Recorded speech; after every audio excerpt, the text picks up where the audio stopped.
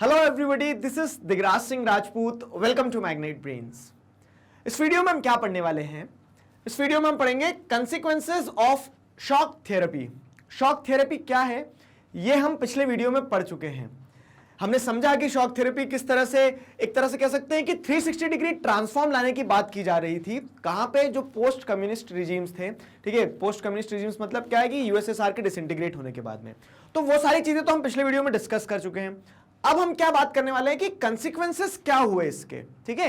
जब आपने वो जो ट्रांजिशन करवाया, ठीक है, ऑथोरिटेरियन सोशलिस्ट रिजीम जो था वहां से ट्रांजिट करके सोसाइटीज जो है, जो रिपब्लिक्स बने हैं डिसइंटीग्रेशन के बाद में, उन्हें आप कैपिटलिस्ट इकोनॉमी बनाना चाह रहे हो, तो उसके परिणाम क्या हुए, वो कंसिक्वेंसेस यहां पे आपको पढ़ना है। सीधा क्वेश्चन आता है। सीधा क्वेश्चन क्या आता है आपके एनसीईआरटी में भी कि what were the consequences of shock therapy, what was shock therapy, दोनों को जोड़ के पूछ लिया जाता है क्वेश्चन, ठीक है। तो सारी चीजों को ध्यान रखना।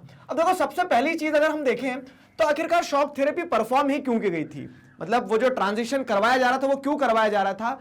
वो इसलिए क्योंकि with the collapse of USSR it was perceived that capitalist economic system, liberal democratic setup is the best। आगे समझ में? देखो, ट्रांजिशन इसलिए करवाया जा रहा था क्योंकि ये माना जा रहा था वेस्ट का जो भी है बढ़िया है, और ये एक्सपेक्टेशंस थी कि जब ट्रांजिशन होगा ना तो क्या होगा कि जो ईस्टर्न वर्ल्ड था, जो डिसइंटीग्रेशन के बाद में जो नेशंस बने थे, वो नेशंस भी वैसे ही ग्रो करेंगे जैसा वेस्ट में है। मतलब जो वेस्टर्न यूटोपिया था मास कंजप्शन का, ठीक है, ये आपकी बुक में जो लिखा ना कि सबसे पहले तो what was the objective of shock therapy. तो शॉक थेरेपी का ऑब्जेक्टिव यही था कि वेस्ट में जैसा डेवलपमेंट है ठीक वैसा डेवलपमेंट कहां पे हो जाए, ईस्ट में भी हो जाए। तो क्या वो डेवलपमेंट अचीव हो पाया? तो the shock therapy administered in 1990s did not lead the people into promised utopia of mass consumption। promised utopia of mass consumption मतलब क्या है कि जो वेस्टर्न वर्ल्ड में जिस तरह से ग्रोथ हुई थी, मास कंजम्पशन था, मास प्रोडक्शन था, वैसा ही ईस्टर्न वर्ल्ड में भी होगा, ये एक्सपेक्टेशंस थी, लेकिन वो अचीव कर पाए क्या? नहीं, ठीक है। तो it brought ruins to the economies and political crisis for the people of entire region। so this expectations from shock therapy were very high. माना जा रहा था कि जैसा वेस्ट डेवलप्ड है वैसा का वैसा ये सारे नेशंस भी डेवलप हो जाएंगे, लेकिन वो जो प्रॉमिस्ड यूटोपिया है वो एक विजन था कि हाँ ऐसा ईस्ट का वर्ल्ड जो है या फिर पोस्ट कम्युनिस्ट रिजीम जो है वो भी वैसे ही डेवलप हो जाएंगे, वो अचीव नहीं हो पाया। उल्टा हुआ क्या? यहां पे ये देखने को मिला, it brought ruins to the economies and political crisis for the people of entire region. ठीक है, पूरे के पूरे रीजन में ये समस्याएं पैदा हो गई है। तो आइए समझते हैं कैसे वो समस्याएं पैदा हुई, ठीक है। तो economic problems created due to shock therapy. What were the economic problems created due to the shock therapy? In Russia the larger state control industrial complex almost collapsed as about 90% of the industries were put up for the sale to private individuals and companies।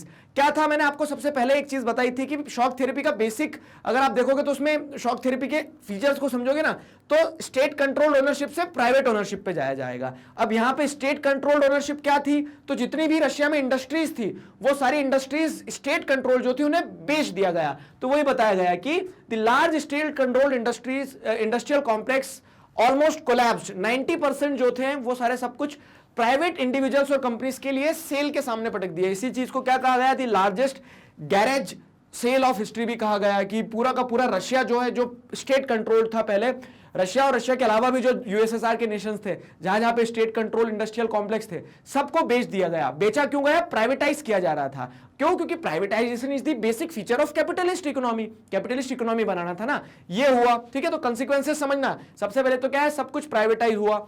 Since the restructuring was carried out through market forces. What are the market forces? Demand and supply, ठीक है। जिस चीज की जितनी demand होगी उतनी supply होगी, उस तरह से। अब क्या हो रहा है कि यहाँ पे तो पूरा का पूरा इंडस्ट्रियल कॉम्प्लेक्स ही स्टेट ओन्ड था, सप्लाई बहुत ज्यादा है। सप्लाई किस चीज की? कि सब कुछ सेल पे ले जाओ, ठीक है। तो अब क्या हो रहा है कि मार्केट फोर्सेस के ऊपर थी सारी चीजें dependent. Government directed industrial policies यहां पे थी नहीं, ठीक है, and not by the government directed industrial policies. It led to the virtual disappearance of entire industry. तो हुआ क्या अल्टीमेटली कि डिमांड और सप्लाई के हिसाब से अब पूरी प्रॉपर्टीज बिक रही थी, और इसमें क्या हुआ कि आप देखोगे वेस्टर्न प्राइवेट प्लेयर्स जो है वो इंटरेस्टेड थे, उन्होंने जा जाके पैसा लगाया। तो एक तरह से क्या हो गया, वर्चुअली सब कुछ डिसअपियर हो गया जो पहले गवर्नमेंट का हुआ करता था। और इसी चीज को क्या कहा? The largest garage sale in history, ठीक है। तो पूरा का पूरा रशिया बिक गया, पूरा का पूरा जो यूएसएसआर के नेशंस थे वो बिक गए, उनकी इंडस्ट्रीज बिक गई, ठीक है। Valuable industries were undervalued and sold at throw away prices. अब हुआ क्या यहाँ पे, टकसेर भाजी टकसेर खाजा, अंधेरी नगरी चौपट राजा, सुना है ना ये कहानी, बचपन में पढ़ी होगी। तो वही चीज यहाँ पे हुई, क्योंकि अब क्या है, सब कुछ सेल पे था और सब कुछ बहुत हरीरी हो रहा था। सब कुछ क्या हो रहा था, एक तरह से देखोगे तो डिसइंटीग्रेशन होने के बाद में सारी जो ये नेशंस इंडिपेंडेंट हुए थे, इनका इंटरनेशनल इंस्टीट्यूशन जैसे आईएमएफ और वर्ल्ड बैंक हो गया, इनके पास जाना और उनका क्या कहना कि प्राइवेटाइज कर दो। तो सब कुछ इतना जल्दी हो रहा था कि जो बहुत वैल्यूएबल इंडस्ट्रीज थी, नो डाउट जैसी भी थी वो इंडस्ट्रीज यूएस को टक्कर दे रही थी ना, तो कहीं ना कहीं अब ये नहीं बोल सकते हो कि सब गैरेज ही था पूरा का पूरा, ठीक है, वो प्रोडक्टिव भी थी, ठीक। लेकिन अब क्या था, वो सारी की सारी वैल्यूएबल इंडस्ट्री, क्योंकि ये एक तरह से शॉक थेरेपी के अंडर में हो रहा था, तो they undervalued and sold at throw away prices, ठीक है, 5 का 2, इस तरह से सब बिक गया, सस्ता बिक गया बहुत ज्यादा। फिर क्या है, though all citizens were given vouchers to participate in the sales, most citizens sold their vouchers in the black market because they needed money. ये पॉइंट भी समझना। अब देखो, स्टेट ओन्ड था, स्टेट ओन्ड मतलब क्या है कि जनता का था। अब जब बिकेगा तो आप बेच के पैसे किसको दोगे, आप बेच के पैसे तो जनता को ही दोगे ना। तो इस तरह से क्या है, सिटीजंस को वाउचर्स दिए थे कि आप खुद भी पार्टिसिपेट कर सकते हो। आप बेचना नहीं चाह रहे तो स्टेट कंट्रोल से आपके कंट्रोल में आ जाएगी, ठीक है। तो most citizens were given vouchers कि आप खुद पार्टिसिपेट करो सेल में। लेकिन अब क्या है, उन्हें ऐसा लग रहा था कि इंडस्ट्री को लेके क्या करेंगे, हमें पैसे की जरूरत है, तो इमीडिएट कैश की जो जरूरत थी ना, उसके चलते क्या है कि बहुत सारे इस तरह के वाउचर्स जिसकी मदद से वो पार्टिसिपेट कर सकते थे उस सेल में, तो सिटीजंस ने वो सारे के सारे वाउचर्स क्या कर दिए, ब्लैक मार्केट में बेच दिए। ब्लैक मार्केट मतलब क्या, उन्होंने मान लो कि कोई इंडस्ट्रियलिस्ट था, मान लो इंडस्ट्रियलिस्ट कहां से गया होगा, चाइना से गया होगा, तो उसने बोला कि मैं खरीद लूंगा आपके, मतलब आपके बिहाफ पे इंडस्ट्री, आप मुझे पैसे दे दो, मुझे वाउचर्स दे दो। वो तो इस तरह से क्या है कि सब कुछ ब्लैक मार्केटिंग में बिक गया, क्योंकि लोगों को कैश की जरूरत थी।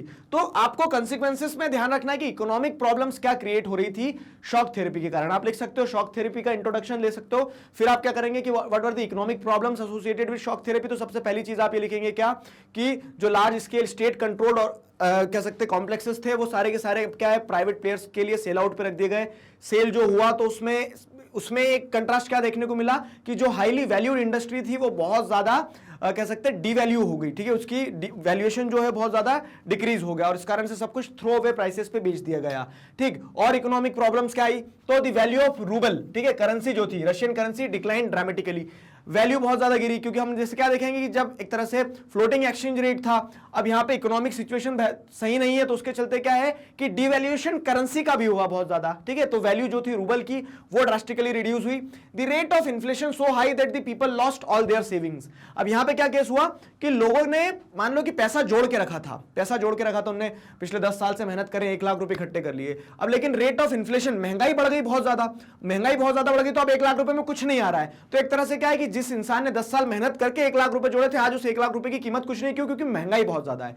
तो इस तरह से इन्फ्लेशन बढ़ा, इन्फ्लेशन के कारण the savings of people disappeared, ठीक है। फिर क्या है, collective farm system disintegrated, living people without food security, and Russia started to import food.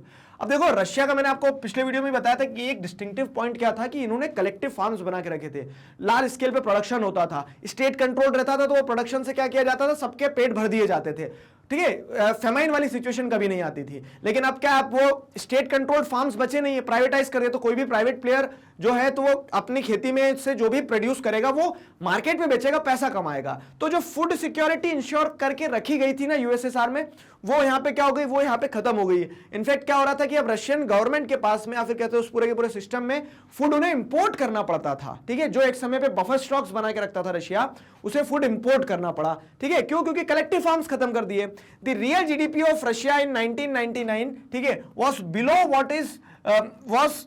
below what it was in 1989। 1989 में जो जीडीपी हुआ करती थी उससे अगर कंपेयर किया जाए, रियल जीडीपी में क्या होता है, देखो, एक जीडीपी और रियल जीडीपी मतलब कि रियल जीडीपी में आप इन्फ्लेशन हटा देते हो, ठीक है, जो महंगाई बढ़ी उसको हटा के अगर कंपेयर करते हो, तो उस हिसाब से अगर आप जैसे देखोगे तो 1999 तक आते आते क्या हो गया था, मतलब जो जीडीपी रशिया की 10 साल पहले थी उसी लेवल पे आ गई थी। तो एक तरह से ग्रोथ जीरो हो गई थी रशिया की, ठीक है। Old trading structure broke down with no alternative in its place. तो अब क्या है कि शॉक थेरेपी में आपने बदलाव का तो प्रयास किया, तो वो बदलाव का जो आपने प्रयास किया, वो बदलाव इतना तेजी से लाया आपने कि आपने जो ओल्ड सिस्टम था उसको तो पूरा डिसमेंटल कर दिया, लेकिन नया सिस्टम नहीं था उसके अल्टरनेटिव, ठीक है। तो इस कारण से लोग जो थे तो एक तरह से क्या थे कि कंफ्यूज थे कि आप कैसे ग्रो करें, ठीक है, क्या सिस्टम, मतलब आप दिखती बात है कि एक अगर आप पूरा का पूरा सिस्टम चेंज करो तो उसका अल्टरनेटिव उसकी जगह पे आना चाहिए। आपने सिस्टम बदल दिया लेकिन अल्टरनेटिव नहीं था, ठीक है ना, it created a problem, a huge problem. Fine, so this were the problems. अब आप जैसे देखोगे तो अनएम्प्लॉयमेंट बहुत ज्यादा बढ़ गया। एक समय पे जैसा स्टेट कंट्रोल्ड होता था सब कुछ, तो लोगों को एम्प्लॉयमेंट था, खूब एम्प्लॉयमेंट था। हमने सोवियत सिस्टम में पढ़ा है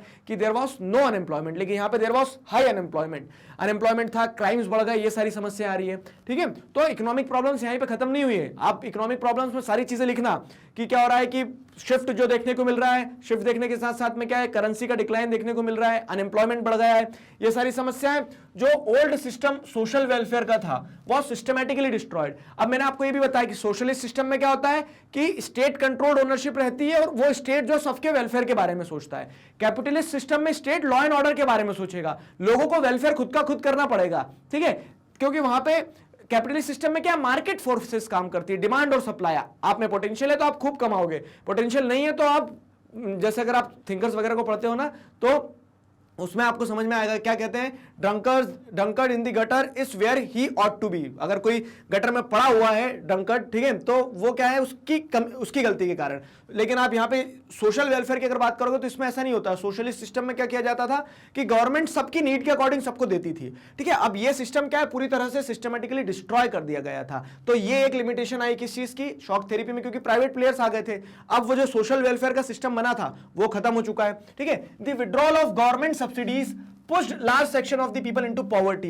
गवर्नमेंट पहले सब्सिडी देती थी लेकिन अब वो सब्सिडी की वगैरह सारे सब कुछ विड्रॉ कर लिया गया। तो एक लार्ज चंक जो था रशियन पॉपुलेशन का, यूएसएसआर की, अब वो बार बार जो रशिया आ रहा है तो उससे आप कंसीडर कर लेना सारे देशों में यही स्थिति थी, ठीक है। एक लार्ज सेक्शन जो था पॉपुलेशन का, it was pushed into poverty. The middle classes were pushed to the periphery of society and the academic and intellectual manpower disintegrated or migrated। Middle classes जिनके पास कुछ सेविंग्स थी लेकिन इन्फ्लेशन के कारण वो भी क्या होने लगी थी, ड्विंडल होने लगी थी। That section of the population was also pushed to the margins। In fact, the academic and intellectual class, अब मान लो कि जो थोड़े से वेल ऑफ थे और कह सकते हैं कि जिनके पास में सोचने समझने की शक्ति थी, जिनके पास कुछ स्किल्स थी, तो उन्हें लग रहा था भैया यहाँ तो बहुत महामारी है, यहाँ क्या एक तरह से गरीबी है, यहाँ कुछ नहीं होगा। तो most of the man power disintegrated और माइग्रेटेड, तो लोग माइग्रेट कर गए यूएसएसआर के वाले रीजन से वो वेस्टर्न वर्ल्ड में, क्योंकि अल्टीमेटली शॉक थेरेपी का ऑब्जेक्टिव ये था कि वेस्टर्न वर्ल्ड जैसा है वैसा बनाना है, लेकिन वो अचीव नहीं कर पा रहे थे। देयर वर प्रॉब्लम्स, ठीक है। तो वो प्रॉब्लम्स के चलते क्या हुआ कि वो सारे लोग जो ये चाह रहे थे कि वेस्ट जैसा डेवलपमेंट होने वाला, डेवलपमेंट तो नहीं रहा, चलो वेस्ट में। तो माइग्रेशन हुआ ह्यूज स्केल पे। हमने क्या देखा, आउट माइग्रेशन हुआ, लोग यहां से रशिया छोड़ के, रशिया और जो उससे एसोसिएटेड कंट्रीज थे यूएसएसआर से, वो छोड़ के जाने लगे। अब हुआ क्या, मैंने आपको बताया कि बहुत सारे लोगों ने जैसे कूपन्स वगैरह बेच दिए थे, उनके वाउचर्स।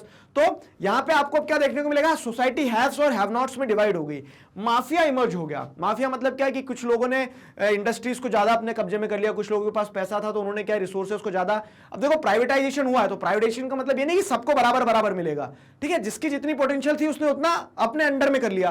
तो वहां पे आपको माफिया देखने को मिलेगा, Russian mafia is very famous, ठीक है। तो mafia emerge in most of these countries and started controlling many economic activities, और बहुत सारी इकोनॉमिक एक्टिविटीज जो है डिसइंटीग्रेशन के बाद में, जैसे सेंट्रल एशिया की बात कर लो आप, ठीक है, रशिया की बात कर लो, तो वहां पे क्या है कि सब कुछ इकोनॉमिक एक्टिविटीज वगैरह जो है इन पे कंट्रोल, स्टेट तो चलेगा लेकिन उस तरह से फिर कार्टेल बन गए, तो रशियन माफियाज हो गए। रशियन माफियाज की आप बुक देखोगे, बहुत सारी बुक भी लिखी है उनके ऊपर, ठीक है। तो वो बन गए और उन्होंने एक तरह से क्या कर दिया, जो मिडिल मैन था और जो कह सकते हैं जो पुअर सेक्शन था सोसाइटी का, उसकी स्थिति को और बेकार कर दिया, ठीक है। Post Soviet states specially Russia were divided between rich and poor regions। और इस तरह से क्या हो गया कि जो यूरोपियन पार्ट था, अगर आप समझेंगे ना चीजों को थोड़ा सा, कि यूरोपियन पार्ट जो था रशिया का, वो क्या हो गया, यूरोपियन पार्ट जो था रशिया का, किधर गया ये रहा, हाँ, तो ईस्टर्न पार्ट मतलब रशिया का वेस्टर्न पार्ट जो है, यहाँ पे रिलेटिवली फिर भी क्योंकि यूरोप के इन्फ्लुएंस में था तो डेवलपमेंट हुआ, लेकिन खास करके ये वाला जो पूरा रीजन था, तो यहाँ पे लैक ऑफ डेवलपमेंट के कारण क्या होता है, लैक ऑफ डेवलपमेंट के कारण जैसे माफियाज वगैरह डेवलप हो गए, और ये जो रीजन था यहाँ पे क्रिमिनल एक्टिविटीज, लेस डेवलपमेंट, ये सारी चीजें। और आज भी वही स्थिति देखने को मिलती है कि western part of Russia is more developed, ठीक है। तो ये सारे कंसिक्वेंसेज हमें देखने को मिल रहे हैं, किस कारण से, ये सारे कंसिक्वेंसेज हमें देखने को मिल रहे हैं शॉक थेरेपी के कारण से, ठीक। क्लियर हो रहा है, यहां तक चीज समझ में आ गई है।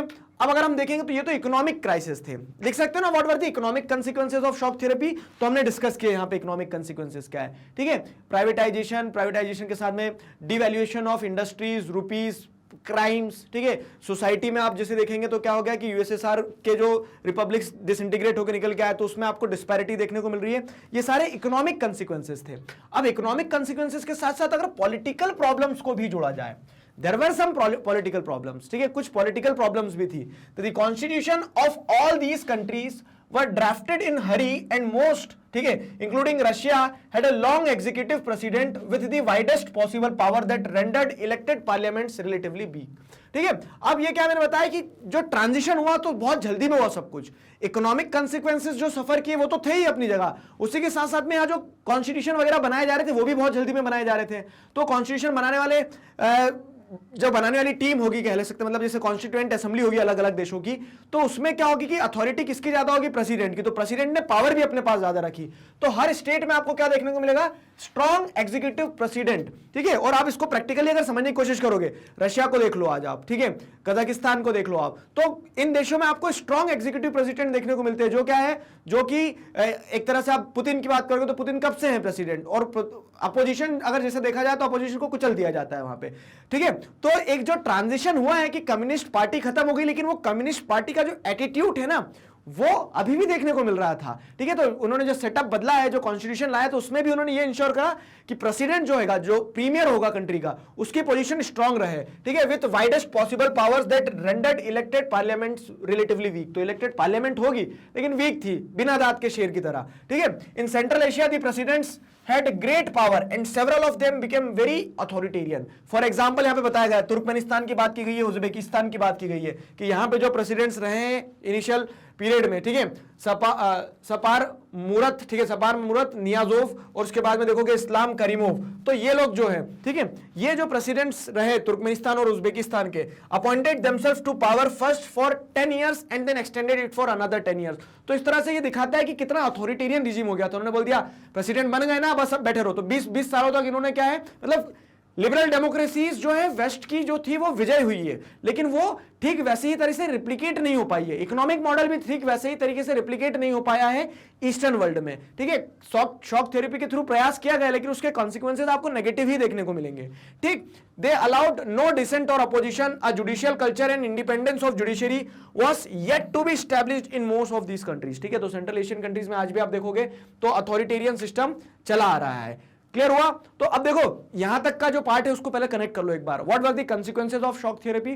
तो इकोनॉमिक और पॉलिटिकल कंसीक्वेंसेज लिख सकते हो। पॉलिटिकल कंसीक्वेंसेज में आप एग्जांपल दे देना तुर्कमेनिस्तान का, उज्बेकिस्तान का, और ये बता देना कि किस तरह से प्रेसिडेंट्स जो उनके पास में वाइड पावर आ गई, इलेक्टेड पार्लियामेंट्स के पास पावर नहीं थी। इकोनॉमिक कंसीक्वेंसेज भी हमने डिस्कस किए, ठीक है। तो वो तो कंसीक्वेंसेज वाली बात हो गई है। कंक्लूजन में क्या जाएगा आपके? तो कंक्लूजन जैसे अगर हम देखें तो still there are some rays of hope, ठीक है। मतलब क्या आज भी स्थिति बुरी है क्या? तो आज बुरी स्थिति नहीं है। जैसे आज देखोगे तो आप most of the countries, central Asian countries की बात कर लो, ईस्टर्न यूरोप में जो पार्ट है रशिया का, जो डिसइंटीग्रेट होने, मतलब यूएसएसआर का जो डिसइंटीग्रेट होने के बाद बना है, वहां पे उन देशों को अगर आप देखोगे ना तो उन देशों में क्या है, प्रोग्रेस है, ठीक है। लातविया, लिथुआनिया की अगर हम बात करेंगे, लातविया में ड्रिफ्ट रेसिंग वगैरह होती है, ठीक है। तो वो क्या है, डेवलप्ड है फिर भी, फाइन। तो most of these economies specially Russia started reviving in 2010 years after their independence. तो जख्म रहे हैं, ठीक है, 10 साल लग गए उनको एक तरह से कह सकते हैं कि वो पूरे के पूरे सिस्टम से, शॉक थेरेपी से गुजरते हुए। 2000 के बाद में इकोनॉमीज क्या होने लगी, रिवाइव होने लगी। कैसे? रीजंस क्या है, मतलब आप किस बेसिस पे कह सकते हो कि यूएसएसआर के डिसइंटीग्रेट होने के बाद जो नेशंस बने उनकी इकोनॉमीज रिवाइव होने लगी। तो here are the facts. The export of natural resources like oil, natural gas and minerals. Central Asia हो गया, ठीक है, साउथ रशिया हो गया, तो यहाँ पे क्या ह्यूज रिजर्व्स है नेचुरल गैस के, क्रूड ऑयल के, तो वो एक्सपोर्ट कर करके उन्होंने अपनी इकोनॉमी में थोड़ा सा एडिशन किया, ठीक है, इकोनॉमिक ग्रोथ देखने को मिली। Azerbaijan, Kazakhstan, Russia, Turkmenistan, Uzbekistan, तो ये सेंट्रल एशिया और रशिया आ गया, ठीक है, are major oil and gas producers. तो major oil and gas producers है, इन्होंने उस ऑयल को, गैस को एक्सपोर्ट करना स्टार्ट किया, फाइन। और उसके अलावा दूसरे कंट्रीज फिर कैसे ग्रो करेंगे सर? तो other countries have gained because of the oil pipelines that cross their territories for which they get rent। अब जैसे दूसरे देशों की अगर हम बात करें तो ऑयल पाइपलाइन से, अब सेंट्रल एशिया और चाइना के बीच में ऑयल पाइपलाइन है, तो सेंट्रल एशिया और चाइना के बीच में जो पाइपलाइन है तो वो क्या है कि जैसे आप देखोगे उज्बेकिस्तान में, चलो मान लिया क्या है, ऑयल रिजर्व्स है, तो वो तजाकिस्तान से होते हुए जाएगी, तो तजाकिस्तान को रेंट मिलेगा। फिर आप एक इंपॉर्टेंट पाइपलाइन जो है, कॉम्पिटिटिव्स के स्टूडेंट्स ध्यान रखना, जैसे तापी हो गया, ठीक है, तो तापी क्या है पता है, तापी में तुर्कमेनिस्तान, अफगानिस्तान, पाकिस्तान, इंडिया, तो यहां तुर्कमेनिस्तान से इस तरह से क्या है, ये इंडिया में एक पाइपलाइन आई है, ठीक है, पाकिस्तान अफगानिस्तान से होते हुए। तो अब क्या है कि दूसरे जिन जिन कंट्रीज से निकल रही उन्हें रेंट मिलता है, तो इस तरह से इकोनॉमीज जो है धीरे धीरे रिवाइव होने लगी। ठीक है, इकोनॉमीज धीरे धीरे रिवाइव होने लगी। तो what are the consequences of shock therapy? तो इनिशियली हम जैसे देखेंगे तो शुरुआत का जो 10 साल का एक पीरियड रहा है, इकोनॉमिक पॉलिटिकल टर्म्स में नेगेटिव कंसिक्वेंसेस देखने को मिले। ठीक है, स्टिल विद द टाइम हम क्या देखने को मिलते हैं, there are some rays of hope, जिसके चलते इकोनॉमी जो रिवाइव कर रही है, mainly because of the natural resources like oil gas minerals, इन सारी चीजों के चलते। उसी के साथ साथ में some amount of manufacturing has also started. ठीक है, इनफैक्ट आप रशिया को अगर देखोगे तो रशिया में डिफेंस मैन्युफैक्चरिंग जो है बड़े लेवल पे होती है, और इनफैक्ट इंडिया ने क्या किया है, बहुत सारा उससे डिफेंस प्रोक्योरमेंट भी किया है। ठीक है, तो हमारा कह सकते हैं कि ट्रेडिशनल सप्लायर ऑफ वेपन जो पहले यूएसएसआर था, बाद में रशिया है, तो वो रहा है। ठीक है, तो these were the consequences of shock therapy. I hope you got an insight. ठीक, अब हम क्या करेंगे, तो जैसे अब देखेंगे इतना आसान नहीं था चीजों में, डिसइंटीग्रेशन के बाद में कन्फ्लिक्ट्स भी डेवलप हुए, टेंशंस भी डेवलप हुए, वो क्या थे वो हम नेक्स्ट वीडियो में पढ़ने वाले हैं, समझने वाले हैं। आशा करते हैं चीजें यहां तक समझ में आई। मैग्नेट ब्रेन्स पर किंडरगार्टन से क्लास 12 तक इसी तरह से सभी सब्जेक्ट्स, चैप्टर्स, टॉपिक, सब टॉपिक, सब कुछ सिस्टमैटिक वे में वीडियो लेक्चर्स के फॉर्मेट में अवेलेबल है, जिन्हें आप बहुत आसानी से पढ़ सकते हैं, समझ सकते हैं, घर बैठे अपना सिलेबस कंप्लीट कर सकते हैं। जी हाँ, अपने जूनियर्स और सीनियर्स को जरूर बताइए मैग्नेट ब्रेन्स के बारे में। मिलते हैं नेक्स्ट वीडियो में। Till then stay connected, keep learning. Thank you very much.